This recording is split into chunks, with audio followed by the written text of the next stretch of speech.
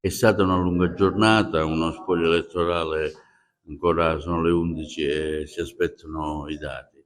Un commento a questo dato elettorale. Allora, per quanto mi riguarda, io sono felice, sono contentissimo, sono in campagna elettorale da 36 giorni, ho preso il 35%, quindi per me è un successo ovviamente non solo mio, ma di tutta la coalizione che mi sostiene, ma diciamo in politica si è abituati a fare le nottate, quindi siamo qui e aspetteremo fino a notte fonda, perché aspetteremo i risultati delle liste, dei singoli consiglieri, e quindi siamo abituati, eravamo pronti, sapevamo che sarebbe stata una lunga notte. Come si giocherà la partita del ballottaggio? La partita del ballottaggio, siamo in gioco, una bella sfida, siamo pronti e sono pronto ad affrontare questi altri 15 giorni di sacrificio, ma sacrificio ed entusiasmo, rincontrare ancora la gente, parlare con la gente, stare insieme, organizzarsi e guardare con fiducia al futuro, soprattutto nell'interesse della città. Si ricombatterà il centrodestra sulla sua persona?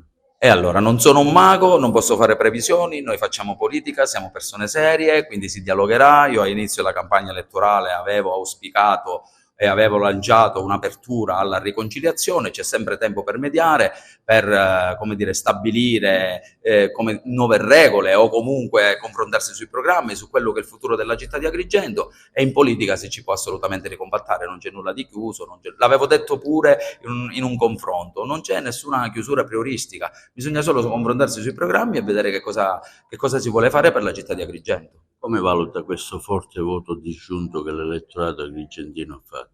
E allora, dobbiamo ancora analizzare i dati. Mi dicono che in effetti c'è stato un forte voto disgiunto, dobbiamo vedere i voti delle liste.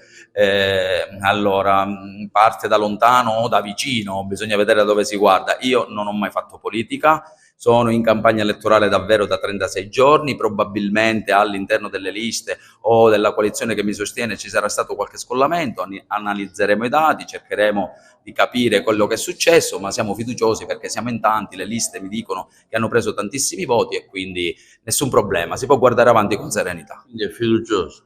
Certo, sono assolutamente fiducioso, sono uno sportivo, sono un abituato alla competizione, inizia oggi la campagna elettorale, io ho iniziato da poco tempo, mi c'ero abituato, mi piace, ho entusiasmo, e perché doveva finire subito? Forza, tutti insieme ancora per altri 15 giorni.